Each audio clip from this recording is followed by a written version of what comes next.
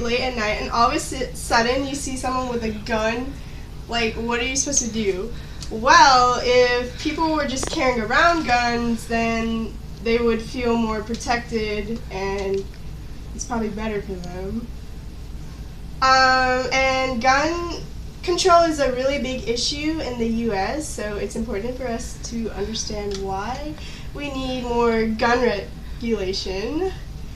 And the reason why is to protect the Second Amendment, protect ourselves, and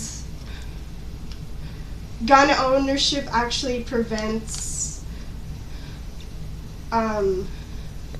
crimes. Okay, so gun ownership actually protects people because people okay, so if people have guns, then like they're much more likely to be protected from a predator.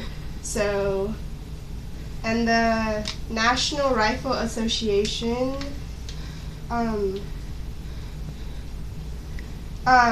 claims that guns are used for self-defense 2.5 million times a year, and so that means like the police cannot protect everyone all the time.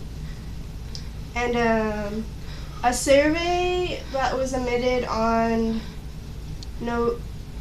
in May in 2013 was stated that like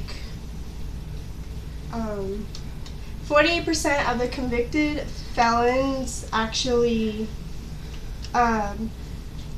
avoided committing crimes if they knew that the victim had a gun. So, and also if somebody breaks into someone else's house, they're more likely to survive if they do have a gun. And then the Second Amendment is supposed to protect our right to bear arms, and the Second Amendment states that a well-regulated militia being necessary to the security of a free state, the right of the people to keep and bear arms shall not be infringed.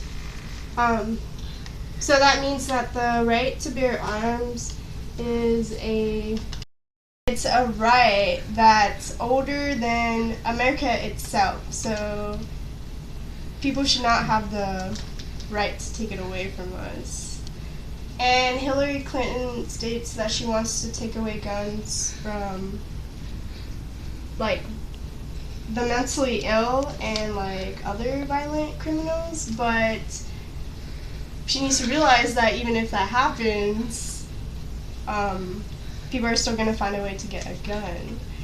And then also Donald Trump states that he's a Second Amendment person, and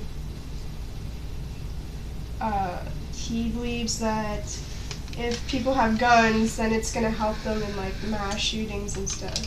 And I agree with him. So to my third point, gun ownership actually prevents crimes.